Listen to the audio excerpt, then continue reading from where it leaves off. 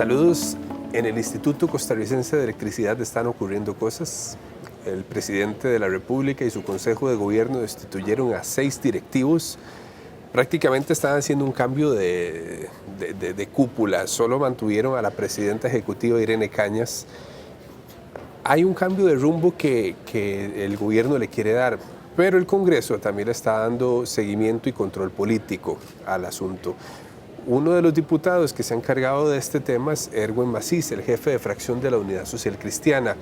Y hoy nos vamos a conversar con él sobre este control político. Don Erwin, muchas gracias por estar con nosotros.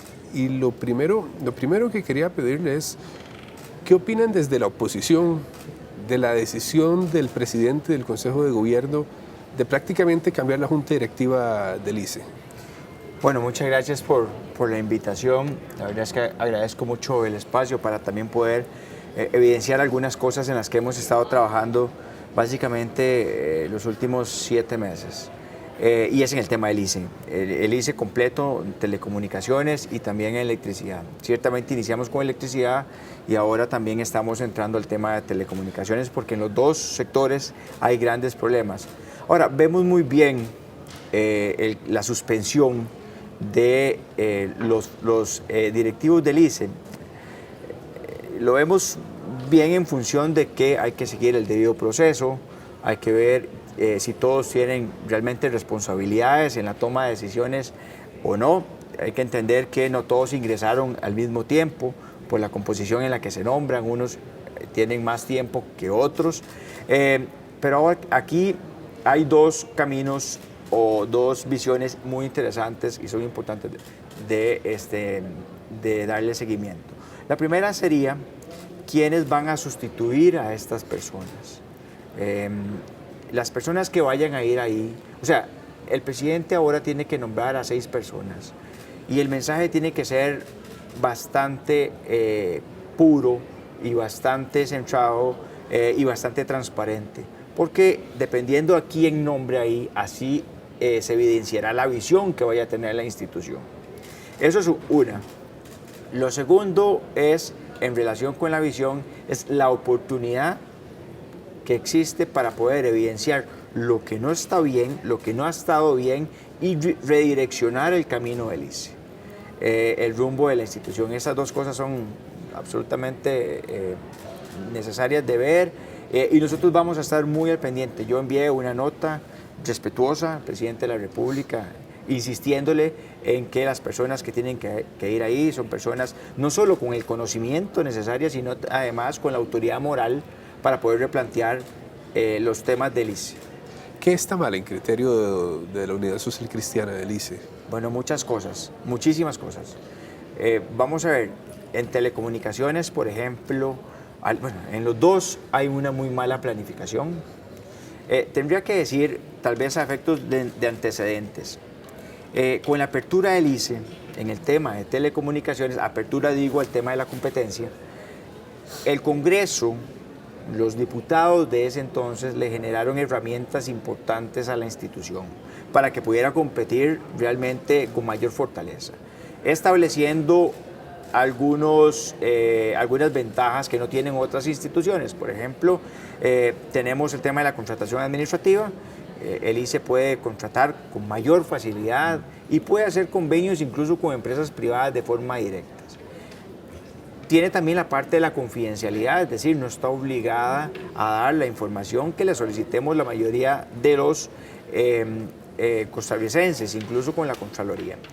Teniendo estas y otras herramientas importantes para poder competir, lo que está mal en el ICE entonces son la toma de decisiones, la toma constante de decisiones que llevan o que han llevado a inversiones en compras de otros negocios, la mayor parte de ellos ruinosos.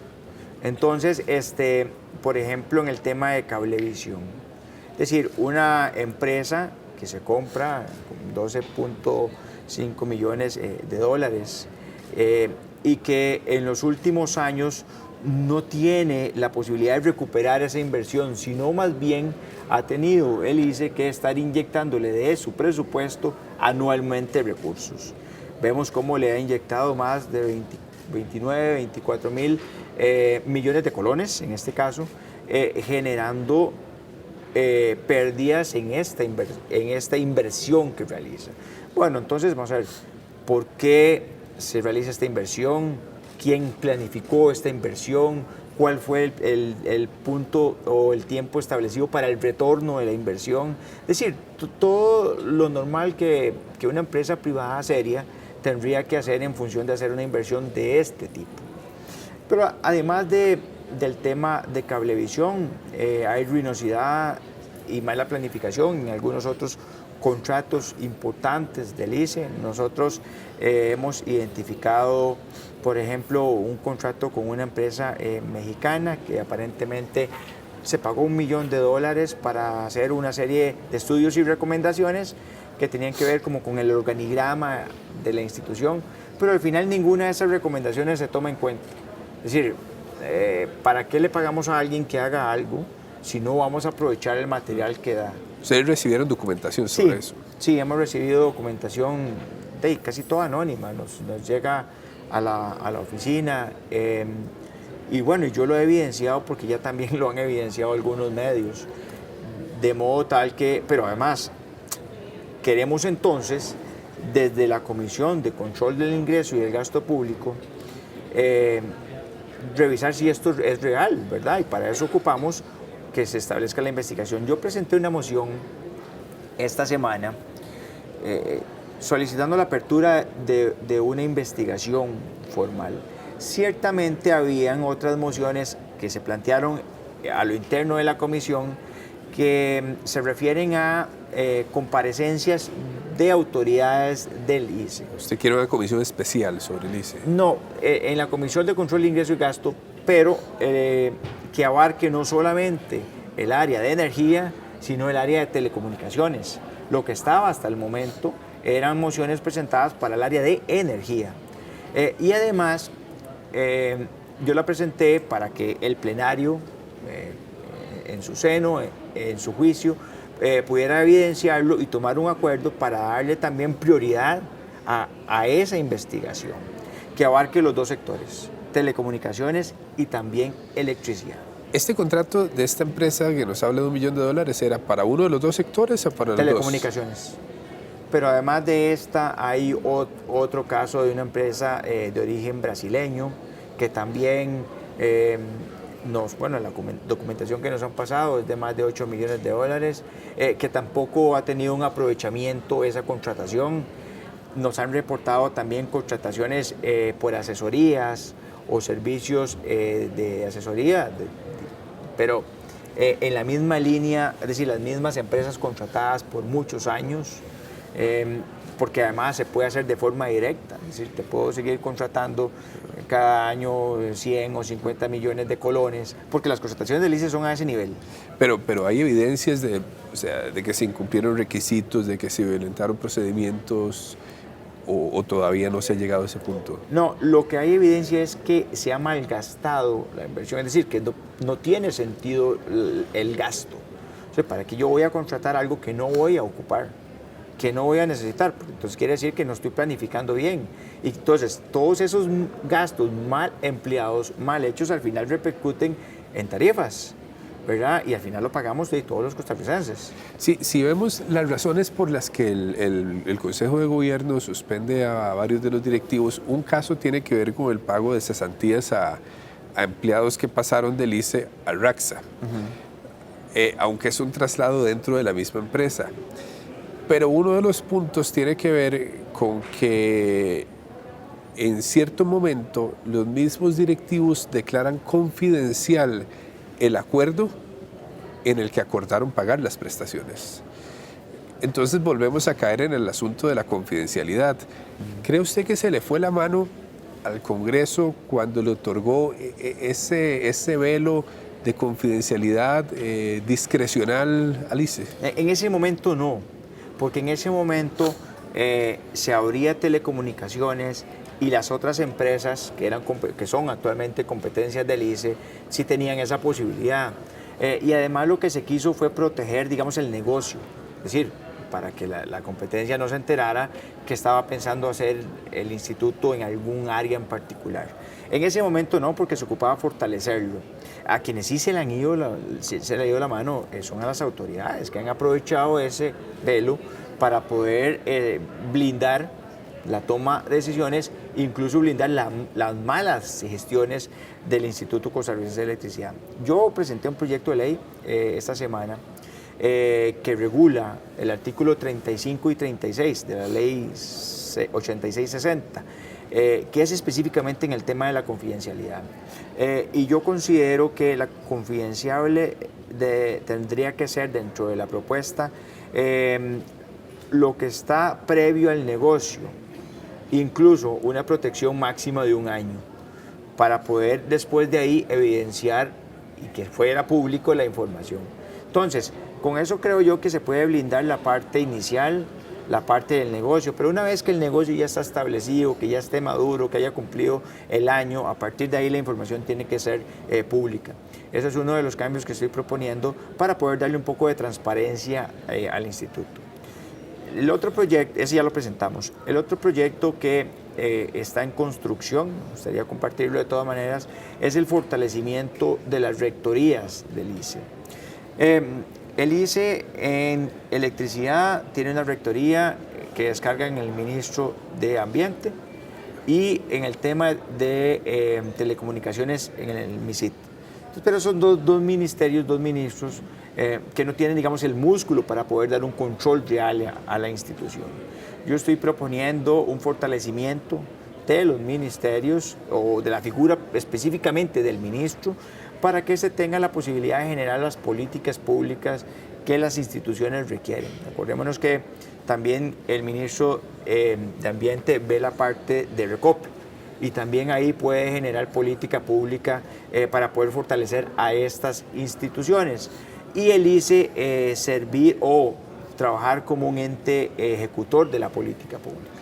En el caso del sector electricidad, ¿sienten ustedes que hay resistencia al cambio en el ICE?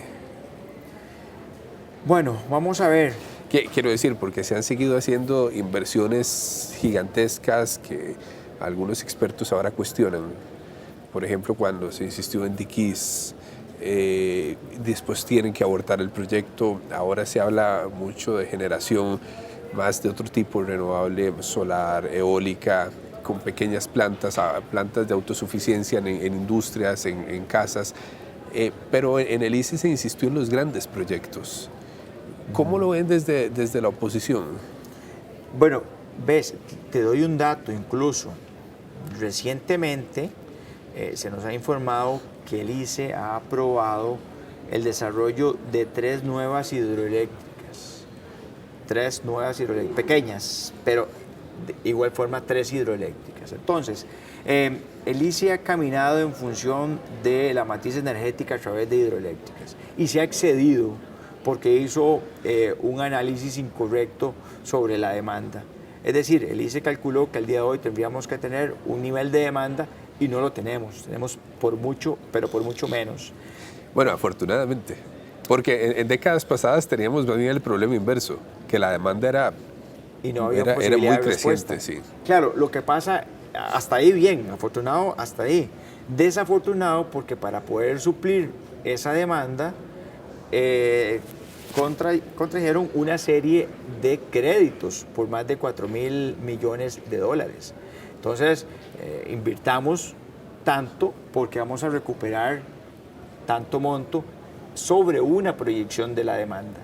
Entonces ahora lo que le está pasando al ICE en la parte de electricidad es que debe mucho, está sobreendeudado, 1, 2, tiene plantas subutilizadas, es decir, al 30 o el 40% de su potencial, y no tiene una demanda, entonces no puede recibir los ingresos que había proyectado. Entonces ese es el problema, por eso creo yo, además eso es pura especulación mía, pero me parece que esa es la razón, el tema del embalse El Arenal, por ejemplo, que en estos momentos se indicó que hay, o que se utilizó antes de tiempo, ¿verdad? Se debe, y que ahorita tenemos que utilizar las otras plantas que queman combustible, eso se debe a que tenía un hueco presupuestario y tenía que pagar en función de la planificación incorrecta que hizo porque no ha recibido los ingresos y no se cumplió la proyección por la demanda. Entonces sí es un problema financiero y de planificación. ¿Creen ustedes que el país debiera realmente cambiar el modelo de negocio de la electricidad? Y ya no estamos hablando solo del ICE, sino de la participación del sector privado. Actualmente existen límites para la generación del sector privado e incluso para la autosuficiencia, para el autoconsumo. ¿Se ha hablado de regular en ese sentido? Legislar, reformar. Sí, lo que pasa es que mi impresión es que el mercado lo va a hacer por sí solo. Vamos a ver, el avance tan grande en el tema, por ejemplo, de paneles solares y ahora las baterías de almacenamiento, pues eso viene, bueno, ya se están vendiendo además, pero viene con una tecnología que se renueva constantemente. Eso va a generar que muchos hogares migren, incluso empresas, migren hacia esa tecnología. Es decir, yo en mi casa compro mis paneles, compro mi batería, produzco mi energía, tengo la parte del almacenamiento, no ocupo al ICE. Y no hay legislación en estos momentos que me lo impida hacerlo. Entonces, ¿quiénes migrarían hacia este sistema? Los de mayor poder adquisitivo. Entonces, el agravante aquí es que la clientela del ICE se va a quedar con las personas de menor nivel adquisitivo, es decir, la gente más pobre, porque no puede migrar hacia el otro sistema. Y eso implicaría, per se, que sosteniendo una carga de infraestructura administrativa y operativa como la que tiene, tan pesada, y con tanta deuda de las inversiones hechas, la tarifa va a tener que dispararse. Y esa tarifa la pagarían las personas de menor nivel adquisitivo, es decir, los más pobres. Ese sería el problema del ICE. Y si el ICE no se replantea ya, de forma urgente, en este momento histórico, en donde hay 6 directivos y trae directivos con una visión distinta, si no se replantea el modelo de negocio, el ICE puede quebrar, que es lo que nosotros hemos estado preocupados. Si alguna de la gente nos ha dicho, ¿ustedes quieren privatizar el ICE? No, no quiero privatizar, es decir, no, por lo menos yo no lo quiero. Yo quiero que el ICE sea una institución segura y sólida, pero con un modelo productivo. Este año cumplimos 70 años del ICE, y el ICE históricamente fue productivo con una visión, pero tiene la misma visión desde que inició, y el mundo ya ha girado en otras líneas. Si el ICE no se replantea su modelo de negocio, si no valora realmente la conciencia, que es una institución muy pesada, que tiene gastos muy grandes, y que la tecnología va en otra línea, les puede pasar por encima y dejarnos al ICE quebrado, con el agravante de que todas las deudas del ICE, el Estado es fiador solidario. Entonces, al final... Finalmente es deuda del Estado costarricense. Es deuda de todos nosotros. Ok, es importante lo que usted dice, porque la tecnología nos vuelve a alcanzar. Ahora en el lado de la energía, ya nos había alcanzado en el lado de las telecomunicaciones. Sí. Recuerda hace 10, 15 años cuando se discutía que el monopolio de la telefonía fija, claro. Ya casi nadie usa telefonía fija. Claro. Y se le decidió mantener al ICE y ya casi nadie usa telefonía fija. Y si como dice usted, la tecnología nos vuelve a alcanzar, y ahora en el lado de la electricidad, si la gente puede generar su propia energía parcialmente o totalmente, entonces, ¿qué plantean ustedes? Cuando usted dice que el ICE debe cambiar su modelo de negocio, ¿cómo? ¿Qué es lo que tiene que cambiar? Nosotros tenemos 2 proyectos presentados, que fueron de los primeros proyectos que presentamos para regular la generación distribuida. Pero además de regularla, queremos impulsarla. Nosotros creemos que el ICE tiene que ser parte del componente. Y lo planteamos en 2 líneas. Por lo menos uno de los proyectos de nosotros habla de la venta y de la compensación. Es decir, que si yo produzco más energía hoy, pero mañana produzco menos, pueda compensarla con el ICE. Si ese proyecto hubiera caminado más rápido, hoy tuviéramos, digamos, por lo menos una herramienta mayor para que el ICE se pueda defender. La otra opción que planteamos era la venta. la venta de energía que cualquier persona pueda producir a través de la instalación de sus propios paneles. Este proyecto... Que se la venda al ICE.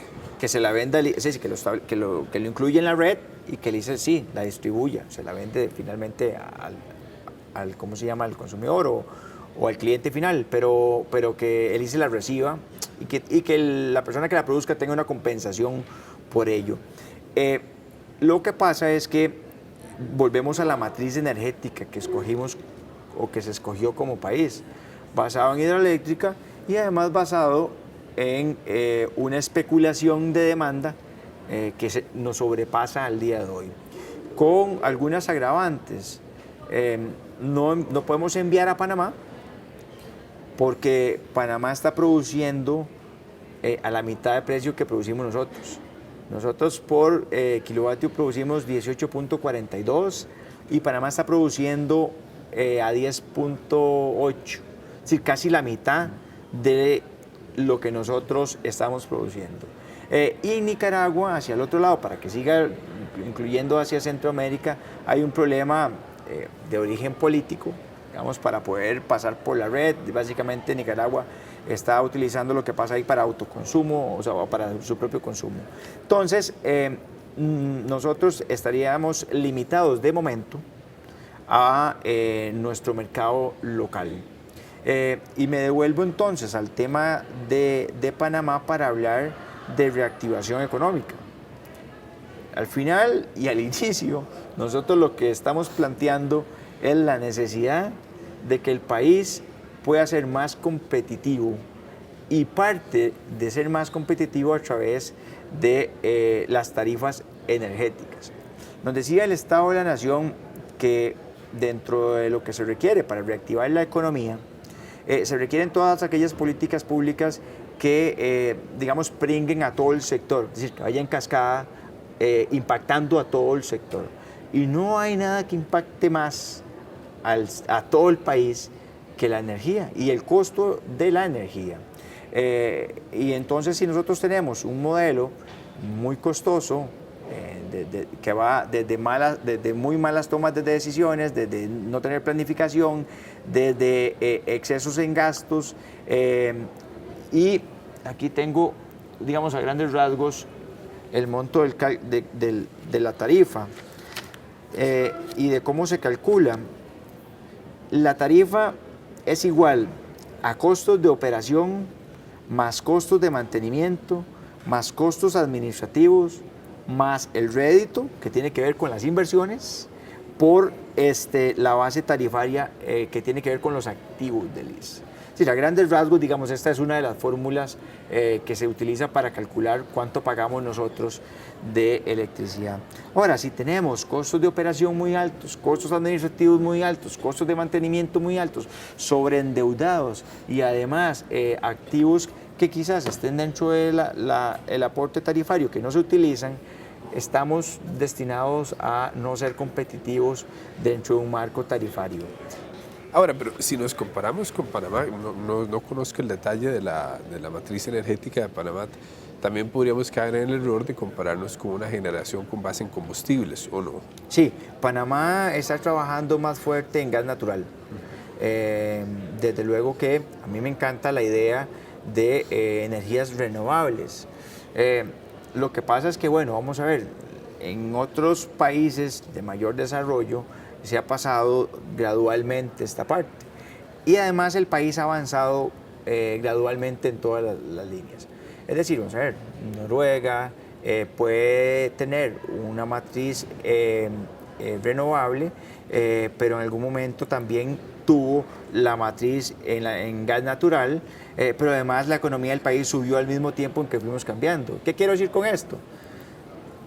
Que es difícil tener pobreza y nos damos el lujo entonces de tener una matriz renovable, pero seguimos siendo pobres.